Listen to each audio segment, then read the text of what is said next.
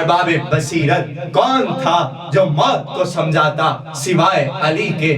علی کے سوا کوئی موت کو نہیں سمجھا سکا، اس لیے کہ آپ ایک لیکچر موت پر دے دیجئے، طلباء کو سنا دیجئے، علماء کو سنا دیجئے۔ کوئی ضروری تو نہیں ہے کہ سب غیبی بیٹھے ہوں گے، سب جاہل بیٹھے ہوں گے، کوئی ایسا بھی بیٹھا ہوگا زیرک دانا کہ جس کے ذہن میں ایسا بھی سوال پیدا ہو سکتا ہے۔ تو بھائی جو مقالہ پڑھنے والوں کے ذہن میں بھی موجود نہ ہو تو اس کا جواب کیا ہوگا؟ اس کو جواب کون دے گا؟ اس لیے علی نے سلونی کہہ کر یہ بتا دیا تھا کہ بھائی خطبہ ہم دے رہے ہیں، سوال تم کرنا، جواب ہم دیں گے۔ ارے لوگوں نے جواب پائے، سوال ہوئے موت پر۔ اگر علی خطبہ دے رہے ہیں تو سوال بھی ہوئے، یہ بتائیے، یہ بتائیے۔ اس لیے کہ کسی نے موت سے مانوس ہو کر یہ نہیں بتایا تھا کہ ہم نے موت کو دیکھا ہے۔ سوائے علی کے ایک ہی قول ہے پوری دنیا میں، آدم سے لے کر عیسیٰ تک اور قیامت تک کسی نے یہ نہیں کہا سوائے علی کے۔ علی نے کہا کہ میں موت سے اس طرح مانوس ہوں جیسے بچہ ماں کے دودھ سے مانوس ہوتا ہے۔ ارے اس قول کا جواب کیا ہوگا؟ ذرا دوستی تو دیکھو میرے مولا علی کی۔ میرے مولا علی نے دوستی کہاں کی؟ میں آپ کا دوست ہوں، آپ میرے دوست ہیں۔ دوستی کا مطلب یہ ہے کہ کبھی کبھی ملتا رہے۔ پھر ایک اور قول دے دیا میرے مولا علی نے کہا کہ ابو طالب کے بیٹے کو اس کی کیا پرواہ، وہ موت پر جا پڑے یا موت اس پر آ پڑے۔ اب یہ مسئلہ کہ بھائی ہم کو نہ مادہ نظر آ رہا ہے، نہ روح نظر آ رہی ہے، اور نہ ہی نفس نظر آ رہا ہے، تو اس میں کون سا بڑا مسئلہ ہے؟ بھائی بہت سی ایسی چیزیں ہیں جو انسان کو نظر نہیں آتی۔ بھائی گیس کسی کو نظر آئی ہے، مگر جیسے ماچس کی تیلی جلتی ہے اپنا احساس کراتی ہے میں ہوں۔ تو بھیا بہت سی ایسی چیزیں ہیں جو آپ کو نظر نہیں آئیں گی، ہاں سائنسدان اس کی تلاش کر رہے ہیں۔ تو ارباب بصیرت اور ارباب معرفت، بھائی میں اتنا کہوں گا کہ اللہ نے قبر کا جو مذہب رکھا ہے وہ نہ یہودیت ہے، نہ عیسائیت ہے، نہ مسلمان ہے، بلکہ اگر اللہ نے قبر کا کوئی مذہب رکھا ہے تو وہ محبت کا مذہب ہے۔ بھائی قرآن سے محبت، اسلام سے محبت، کعبے سے محبت، اللہ سے محبت، آل نبی سے محبت، یہ ہے قبر کا مذہب۔ اگر تو تمہارا مذہب ٹھیک ہوا تو تمہاری قبر بھی اچھی ہوگی، تمہارا حشر بھی اچھا ہوگا۔ لیکن اگر تم نے محبت نہ کی، نہ قرآن سے نہ اسلام سے، تو تم یہاں بھی برباد وہاں بھی برباد۔ صلوات پڑھ دیجئے بلند آواز سے۔ اعوذ باللہ من الشیطان الرجیم، بسم اللہ الرحمن الرحیم۔ اما بعد فقد قال اللہ تبارک و تعالی فی کتابہ المبین وفرقانہ الحمید وقولہ الحق۔ بسم اللہ الرحمن الرحیم، کل نفس ذائقۃ الموت۔ ارباب بصیرت اور ارباب معرفت، کلام الہی کا مشہور و معروف فرمان ہے۔ آپ کو وہ آیت یاد ہے جو میں سرنامے کلام میں پیش کر رہا ہوں۔ بسم اللہ الرحمن الرحیم، کل نفس ذائقۃ الموت، کہ ایک دن ہر نفس کو موت کا ذائقہ چکھنا ہے۔ ارباب بصیرت، موت صدیوں سے ایک ایسا موضوع بنی رہی اور آج بھی موضوع ہے جو اب تک تشنا ہے۔ سب سے زیادہ کائنات میں اگر انسان کسی شے سے گھبراتا ہے تو وہ موت ہے۔ اگر انسان کے حافظے میں نسیان نہ ہوتا تو ہر وقت انسان کے سر پر موت کھڑی رہتی، لیکن چونکہ انسان کچھ دیر کے لیے بھول جاتا ہے اور کچھ دیر کے لیے یاد کرتا ہے، جس کے سبب انسان کو موت زیادہ پریشان نہیں کرتی۔ لیکن جب موت کا خیال آتا ہے اور آتے ہی چلا جاتا ہے اور کسی نتیجے پر پہنچے بغیر اس کے افکار واپس ہو جاتے ہیں اور اس تاریک وادی سے کوئی جواب نہیں آتا کہ موت کیا ہے۔ یہ سوال چونکہ پریشان کرتا تھا انسان کو، اس لیے ہر مذہبی رہبر سے ہر قوم نے یہی سوال کیا کہ یہ سب تو ٹھیک ہے کہ آپ کہہ رہے ہیں جنت ہے، آسائشیں ہیں، لیکن یہ بتائیے کہ موت کیا ہے۔ اس لیے کہ وہ سمجھتے تھے کہ اس کا اللہ کے ساتھ بہت گہرا تعلق ہے، تو یہ موت کے بارے میں بہت کچھ جانتا ہوگا اور ہو سکتا ہے کہ یہ اس بلا کو ہمارے سر سے ٹال دے۔ صلوات پڑھ دیجئے بلند آواز سے۔ پیغمبر آتے رہے اور موت کا مسئلہ اٹھتا رہا، پیغمبر اپنی قوموں کو موت کا تعارف کراتے رہے، لیکن عیسیٰ تک کسی پیغمبر نے اپنی قوم سے یہ نہیں کہا کہ بھائی دیکھو موت آئے گی اور اس کے بعد بھی تم زندہ رہو گے۔ یہ پیغام اللہ کی طرف سے کسی قوم کو کسی نبی نے نہیں دیا۔ 10,000 برس تاریخ کے اعتبار سے آدم سے لے کر عیسیٰ تک ہوتے ہیں اور بہت ہوتے ہیں۔ ان 10,000 برس میں کسی پیغمبر نے، کسی یونان کے فلسفی نے، کسی ہندوستان کے پنڈت نے موت کو بحیثیت موضوع متعارف نہیں کرایا، اس لیے کہ جتنا جانتا تھا اتنا ہی بتا سکا۔ لیکن چونکہ آخری پیغمبر نے دنیا کے سارے تشنہ موضوعات کو کامل کیا، تو یہ موت کس طرح سے تشنہ رہ جاتی۔ یہ سوال بھی پیغمبر سے دہرایا گیا کہ موت کیا ہے۔ پیغمبر نے کہا انتظار کرو، وہی آ جانے دو، پھر بتائیں گے موت کیا ہے۔ ارباب بصیرت انتظار ہوا، وہی آئی اور مختصر سی وہی آئی، اے میرے حبیب ان سے کہہ دیجئے موت امر رب ہے، موت اللہ کا ارادہ ہے، موت اللہ کا ارادہ ہے۔ بھئی اس سے اچھی تعریف اور کیا ہو سکتی ہے کہ موت اس کا ارادہ ہے، یعنی موت تمہارے اختیار میں نہیں، یہ ہم نے اپنے پاس اپنے ارادے سے اپنے اختیار میں رکھی ہے۔ بھئی سارا اختیار ہم نے تم کو دے دیا، لیکن یہ موت ہمارے اختیار میں ہے۔ لیکن چونکہ یہ ہمارا محبوب نبی ہے تو یہ اپنی امت کو یہ بھی بتا دے گا کہ بھائی ابھی تک تم یہ سنتے رہے ہو کہ انسان مر جانے کے بعد پھر مر جاتا ہے، لیکن اب ان کو یہ منشور بھی سنا دیجئے کہ مرنے کے بعد بھی انسان زندہ رہتا ہے۔ یہ لفظ پہلی بار کائنات میں متعارف ہوا کہ شہید کبھی نہیں مرتا، شہادت کی موت پانے والا ہمیشہ زندہ رہتا ہے، اور اس کی زندگی کا اہم ترین ثبوت یہ دے دیا گیا، زندہ رہنے والے کی زندگی کا ثبوت اس کا رزق ہے۔ بھئی جب تک رزق ہے تب تک زندگی ہے۔ اے میرے حبیب ان سے کہہ دیجئے جو اللہ کی راہ میں مر جاتے ہیں وہ مرتے نہیں، انہیں مرا ہوا مت سمجھو، بلکہ وہ زندہ ہے، اللہ کی طرف سے رزق پا رہے ہیں۔ تو معلوم تھا کہ جب تک ختمی مرتبت ہے تب تک شہادت ہے، تب تک جہاد ہے۔ بھئی اب تو لڑنا بھیڑنا مسلمانوں کی عادت بن چکی ہے، اب جہاد کہاں ہے؟ اور جہاد چاہے اب مسلمان آپس میں ہی کیوں نہ کرتے رہیں، خانہ جنگی ہوتی رہے، تو اب اس کو جہاد تو نہیں کہیں گے۔ اور یہ نہیں معلوم کہ جہاد کے شرائط کیا ہیں، اور ظاہر ہے کہ جب آپ نے جہاد کا مطلب دوسروں کو نہیں سمجھایا تو مغرب نے اس کا نام دہشت گردی رکھ دیا ہے۔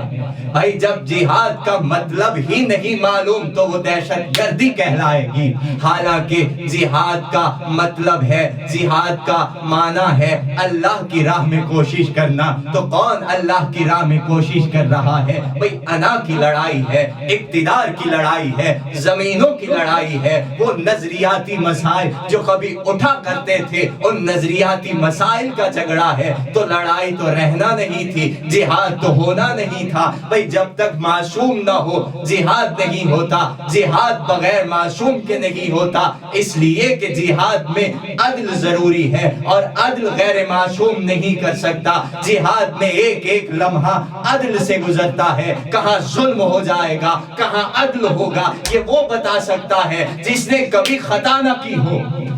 جب تک وہ نہیں رہے گا تب تک جہاد نہیں ہوگا۔ تو ارباب بصیرت ایک عام شخص جہاد نہیں کرا سکتا۔ تو بھائی جب جہاد نہیں ہے تو پھر وہ لڑائی ہے، پھر وہ فتنہ ہے، پھر وہ فساد ہے، پھر وہ جھگڑا ہے، پھر وہ سینہ زوری ہے، پھر وہ زبردستی ہے، پھر وہ جہاد نہیں ہے۔ تو جب جہاد نہیں ہے تو جہاد کے بعد جو موت تھی اور موت کے بعد جو زندگی تھی تو کیا وہ زندگی ختم ہو گئی؟ کہا نہیں۔ ہم دروازہ نہیں بند کرتے، ہم دروازہ کھول دیتے ہیں۔ وہ کیسے کھول دیتے ہیں؟ ارے جو ہمارے اہل بیت کی محبت میں مر جائے گا اب وہ شہید ہوگا۔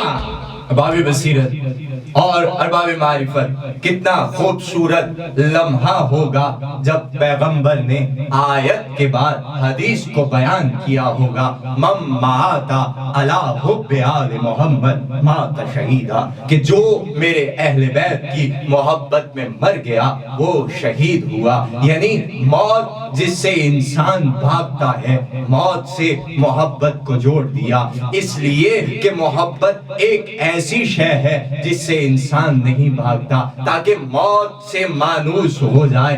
ان سے محبت کرو اور مر جاؤ۔ تو ایسی محبت کی موت کون نہیں مرنا چاہے گا؟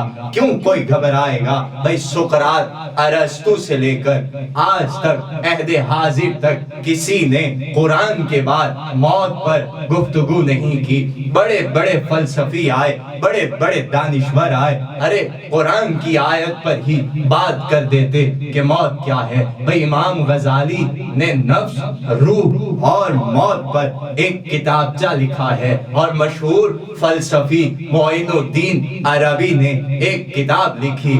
لیکن ارباب بصیرت کون تھا جو موت کو سمجھاتا سوائے علی کے؟ علی کے سوا کوئی موت کو نہیں سمجھا سکا، اس لیے کہ آپ ایک لیکچر موت پر دے دیجئے، طلباء کو سنا دیجئے، علماء کو سنا دیجئے۔ کوئی ضروری تو نہیں ہے کہ سب غیبی بیٹھے ہوں گے، سب جاہل بیٹھے ہوں گے، کوئی ایسا بھی بیٹھا ہوگا زیرک دانا کہ جس کے ذہن میں ایسا بھی سوال پیدا ہو سکتا ہے۔ تو بھائی جو مقالہ پڑھنے والوں کے ذہن میں بھی موجود نہ ہو تو اس کا جواب کیا ہوگا؟ اس کو جواب کون دے گا؟ اس لیے علی نے سلونی کہہ کر یہ بتا دیا تھا کہ بھائی خطبہ ہم دے رہے ہیں، سوال تم کرنا، جواب ہم دیں گے۔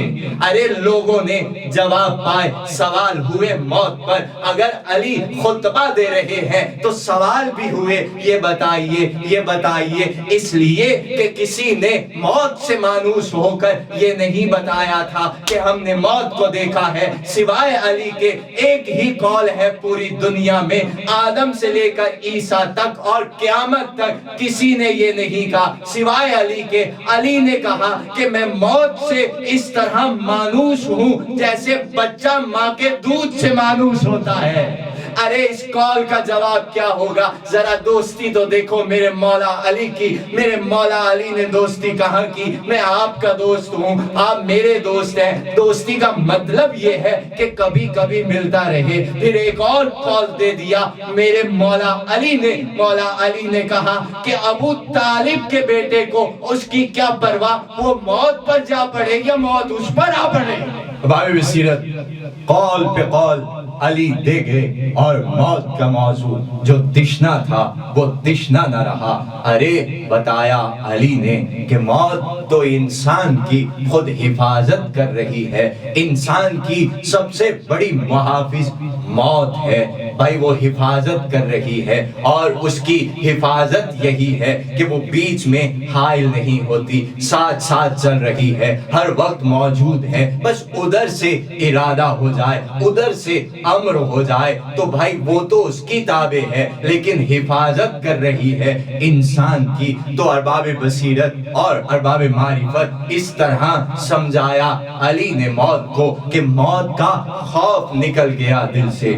یہ دوسرا دوسری بات ہے کہ یہودی آج بھی موت سے ڈر رہا ہے، عیسائی آج بھی موت سے ڈرتا ہے۔ ہر مہینے، ہر 15 دن کے بعد یہ بیان آتا ہے، امریکن باشندے ذرا ہوشیاری سے جاؤ، وہاں کچھ ہونے والا ہے۔ لیکن مسلمان قوم کی طرف سے کبھی یہ بیان نہیں آتا کہ بھائی وہاں مت جائیے گا، وہاں موت کھڑی ہے۔ لیکن یہودی کو ہر جگہ موت نظر آتی ہے۔ کیوں نظر آتی ہے؟ اس لیے نظر آتی ہے کہ ان کے مذہبی رہنما موت کو نہیں سمجھا پائے۔ لیکن علی نے کہا ارے موت بھی کوئی چیز ہے کیا موت مجھ سے بڑی ہو گئی؟ بھائی میں بڑا ہوں یا موت بڑی ہے؟ ارے جب موت آئے گی میں علی آ جاؤں گا۔ تو اب یہ جو ڈھارس ہے یہ خوف کو نکال چکی ہے، موت کے خوف کو نکال چکی ہے۔ دیکھیے کوئی بھی پیغمبر، کسی بھی پیغمبر نے، کسی بھی فلسفی نے، کسی بھی دانشور نے اپنی قوم سے یہ وعدہ نہیں کیا کہ نزا میں ہم آئیں گے، موت کے وقت ہم آئیں گے، سختی موت کے وقت ہم آئیں گے، قبر میں ہم آئیں گے، پل صراط پر ہم ہوں گے، میزان پر ہم ہوں گے۔ کسی نے بھی یہ نہیں کہا جنت اور جہنم کے درمیان ہم ہوں گے، جنت کے دروازے پر ہم ہوں گے۔ لیکن جہاں جہاں تم کو موت کے بعد مدد کی ضرورت ہے وہاں وہاں علی موجود ہوں گے۔ ارباب بصیرت انہی اقوال اور انہی بیانات کی روشنی میں بیان کرنے والوں نے بیان کیا، اور قرآن نے کہا سیدھی سی بات ہے، ہر نفس کو موت کا مزہ چکھنا ہے۔ اس لیے کہ انسان مشہور ترین تھیوری کے مطابق دو چیزوں کا مجموعہ ہے، ایک مادہ ہے اور جسم، مادہ جسم، اور دوسرا روح ہے۔ قرآن نے نہ روح کی بات کی نہ مادے کی بات کی، اس نے ایک اور موضوع چھیڑ دیا کہ بھائی ہر نفس کو موت کا مزہ چکھنا ہے۔ یعنی یہ بات مائنس ہو گئی کہ جسم انسانی موت کا مزہ نہیں چکھے گا، نہ روح موت کا مزہ چکھے گی۔ پھر موت کسے آنا ہے؟ نفس کو۔ یعنی یہ طے ہے نہ جسم مرتا ہے نہ روح مرتی ہے، بلکہ موت ہے کس کے لیے؟ مسئلہ ہے کس چیز کا؟ نفس کا ہے۔ لیکن اللہ نے یہ نہیں کہا کہ بھائی نفس فنا ہو جائے گا، ابھی تک تو کیا تھا کہ بھائی جسم فنا ہو جائے گا، روح محفوظ رہے گی۔ لیکن قرآن یہ کہہ رہا ہے نہ جسم فنا ہوگا نہ روح فنا ہوگی، دونوں چیزیں محفوظ رہیں گی۔ مسئلہ ہے نفس کا، لیکن نفس بھی فنا نہیں ہوگا۔ بس اتنا سا کہا کہ نفس موت کا مزہ چکھے گا۔ اب یہ چکھنا کیا ہے؟ چکھنے کا لفظ ایک ہی قوم کی تہذیب میں موجود ہے، کسی قوم کی تہذیب میں موجود نہیں ہے۔ بھائی جہاں نظر و نیاز ہوگی وہاں چکھنے کا لفظ ہوگا، ورنہ کسی کی سمجھ میں نہیں آئے گا کہ یہ چکھنا کیا ہے۔ ارے آپ عورتوں کی زبان میں تو کہہ سکتے ہیں کہ بھائی سالن پک رہا ہے، نمک چکھ لیا، لیکن وہ تو عورتوں تک میں موجود ہے۔ نان و نمک چکھنا پوری قوم کے لیے، بھائی ہمارے یہاں آئیے گا، مجلس ہے فاطمہ زہرا کی، ہمارے یہاں آئیے گا، ماتم کریے گا، پرسہ کریے گا، ساتھ ساتھ نیاز بھی چکھیے گا۔ حالانکہ کھا کے جاتے ہیں لیکن چکھنے کا لفظ استعمال ہوتا ہے، اس لیے کہ جو مزہ چکھنے میں ہے وہ کھانے میں نہیں ہے۔ ارے موت کا ایک ذائقہ ہے، اور ذائقہ اچھا ہی ذائقہ ہوتا ہے، ذائقہ برا ذائقہ نہیں ہوتا۔ لیکن ہاں اگر خود آپ کے منہ کا مزہ خراب ہے، بھائی عام طور سے ایسا ہوتا ہے کہ بخار میں اگر ملیریا ہو جائے تو بھائی منہ کا ذائقہ کڑوا ہو جاتا ہے، پھر نہ کھیر اچھی لگتی ہے، پھر نہ شاہی ٹکڑے اچھے لگتے ہیں، پھر نہ ڈاکٹر کی میٹھی دوا اچھی لگتی ہے، نہ شربت اچھا لگتا ہے۔ اب جس کا منہ خود کڑوا ہے اس کے لیے موت کا ذائقہ بھی کڑوا ہو جائے گا۔ تو بھائی منہ کا مزہ کیسے اچھا کریں؟ منہ کا مزہ اچھا کرنے کے لیے، منہ کا ذائقہ اچھا کرنے کے لیے پیغمبر نے ترکیب بتائی کہ میرے اہل بیت کا نام لو۔ علامہ اقبال کہتے ہیں ہمیشہ ورد زباں ہے علی کا نام، اقبال प्यास बुझती है रूह की इस नगीने से। बहुत शीरीं नाम है ये अली, ये फातिमा, ये हसन, ये हुसैन। फिर मुंह का जायका कड़वा नहीं रहेगा, फिर मौत भी कड़वी नहीं लगेगी। चखने में बस चखना, जरा सा चख लिया तो अरबाब बसीरत और अरबाब मारिफत इमाम गजाली ने कहा कि देखो बात ये है कि इंसान तीन चीजों का मजमुआ है, एक रूह, दूसरा जिस्म और तीसरा क्या चीज है। उन्होंने फिर इसको हिस्सों में किया। उन्होंने कहा कि भाई जो जिस्म है, मादा है, वो पहली मंजिल पर जमादात होता है। जब उसने तरक्की की तो वो जमादात नबादात से जमादात बनता है, और जब उसने ज्यादा तरक्की की तो वो जिस्म बनता है, वो इंसान बनता है। इसी तरह उन्होंने कहा ये मादे की थ्योरी है जो मुसलमान के मशहूर फलसफी मोइनुद्दीन अरबी ने बयान की है। ये मादे की थ्योरी को बयान किया। फिर उन्होंने कहा रूह क्या है, रूह अम्रे रब है, पहली मंजिल रूह की अम्रे रब है जो मलाइका तक आए, दूसरी मंजिल, फिर अंबिया और औलिया तक आए, तीसरी मंजिल, और फिर इंसानों तक आए। यानी मादा भी 4 मंजिलें तय करके उठता है और रूह भी 4 मंजिलें तय करके आती है। अब वो कहते हैं कि जब मादा और रूह अपनी अपनी मंजिलों को तय करके करीब आ जाते हैं, और जब अल्लाह चाहता है कि इन दोनों को जोड़ दिया जाए, तो अब इन दोनों को जोड़ने के लिए अल्लाह जिस चीज का इस्तेमाल करता है उसे नफ्स कहते हैं। जब अल्लाह चाहता है कि अब मादा और जिस्म को अलग कर दिया जाए तो अल्लाह इसी नफ्स को दरमियान से निकाल लेता है, लेकिन रूह भी महफूज रहती है, मादा भी महफूज रहता है और नफ्स भी महफूज रहता है। अब ये मसला कि भाई हमको ना मादा नजर आ रहा है, ना रूह नजर आ रही है और ना ही नफ्स नजर आ रहा है, तो इसमें कौन सा बड़ा मसला है। भाई बहुत सी ऐसी चीजें हैं जो इंसान को नजर नहीं आती। भाई गैस किसी को नजर आई है, मगर जैसे माचिस की तीली जलती है अपना एहसास कराती है मैं हूँ। तो भैया बहुत सी ऐसी चीजें हैं जो आपको नजर नहीं आएंगी। हाँ, साइंसदान उसकी तलाश कर रहे हैं। तो अरबाब बसीरत और अरबाब मारिफत, भाई मैं इतना कहूंगा कि अल्लाह ने कब्र का जो मजहब रखा है वो ना यहूदियत है, ना ईसाइयत है, ना मुसलमान है, बल्कि अगर अल्लाह ने कब्र का कोई मजहब रखा है तो वो मोहब्बत का मजहब है। भाई कुरान से मोहब्बत, इस्लाम से मोहब्बत, काबे से मोहब्बत, अल्लाह से मोहब्बत, आले नबी से मोहब्बत, ये है कब्र का मजहब। अगर तो तुम्हारा मजहब ठीक हुआ तो तुम्हारी कब्र भी अच्छी होगी, तुम्हारा हश्र भी अच्छा होगा। लेकिन अगर तुमने मोहब्बत न की, न कुरान से ना इस्लाम से, तो तुम यहाँ भी बर्बाद वहां भी बर्बाद। सलावत पढ़ दीजिए बुलंद आवाज से। बहुत शीरीं नाम है ये अली, ये फातिमा, ये हसन, ये हुसैन। फिर मुंह का जायका कड़वा नहीं रहेगा, फिर मौत भी कड़वी नहीं लगेगी।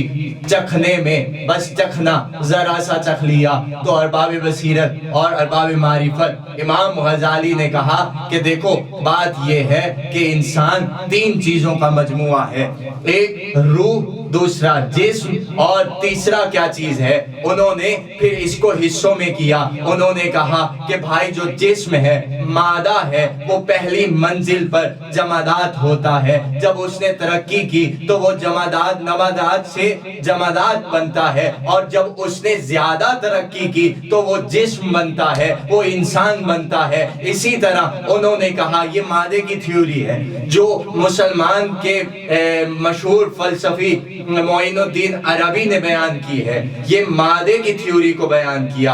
फिर उन्होंने कहा रूह क्या है, रूह अम्रे रब है, पहली मंजिल रूह की अम्रे रब है जो मलाइका तक आए, दूसरी मंजिल, फिर अंबिया और औलिया तक आए, तीसरी मंजिल, और फिर इंसानों तक आए। यानी मादा भी 4 मंजिलें तय करके उठता है और रूह भी 4 मंजिलें तय करके आती है। अब वो कहते हैं कि जब मादा और रूह اپنی اپنی منزلوں کو طے کر کے قریب آ جاتے ہیں، اور جب اللہ چاہتا ہے کہ ان دونوں کو جوڑ دیا جائے تو اب ان دونوں کو جوڑنے کے لیے اللہ جس چیز کا استعمال کرتا ہے اسے نفس کہتے ہیں۔ جب اللہ چاہتا ہے کہ اب مادہ اور جسم کو الگ کر دیا جائے تو اللہ اسی نفس کو درمیان سے نکال لیتا ہے، لیکن روح بھی محفوظ رہتی ہے، مادہ بھی محفوظ رہتا ہے اور نفس بھی محفوظ رہتا ہے۔ اب یہ مسئلہ کہ بھائی ہم کو نہ مادہ نظر آ رہا ہے، نہ روح نظر آ رہی ہے اور نہ ہی نفس نظر آ رہا ہے، تو اس میں کون سا بڑا مسئلہ ہے؟ بھائی بہت سی ایسی چیزیں ہیں جو انسان کو نظر نہیں آتی۔ بھائی گیس کسی کو نظر آئی ہے، مگر جیسے ماچس کی تیلی جلتی ہے اپنا احساس کراتی ہے میں ہوں۔ تو بھیا بہت سی ایسی چیزیں ہیں جو آپ کو نظر نہیں آئیں گی، ہاں سائنسدان اس کی تلاش کر رہے ہیں۔ تو ارباب بصیرت اور ارباب معرفت، بھائی میں اتنا کہوں گا کہ اللہ نے قبر کا جو مذہب رکھا ہے وہ نہ یہودیت ہے، نہ عیسائیت ہے، نہ مسلمان ہے، بلکہ اگر اللہ نے قبر کا کوئی مذہب رکھا ہے تو وہ محبت کا مذہب ہے۔ بھائی قرآن سے محبت، اسلام سے محبت، کعبے سے محبت، اللہ سے محبت، آل نبی سے محبت، یہ ہے قبر کا مذہب۔ اگر تو تمہارا مذہب ٹھیک ہوا تو تمہاری قبر بھی اچھی ہوگی، تمہارا حشر بھی اچھا ہوگا، لیکن اگر تم نے محبت نہ کی نہ قرآن سے نہ اسلام سے تو تم یہاں بھی برباد وہاں بھی برباد۔ صلوات پڑھ دیجئے بلند آواز سے۔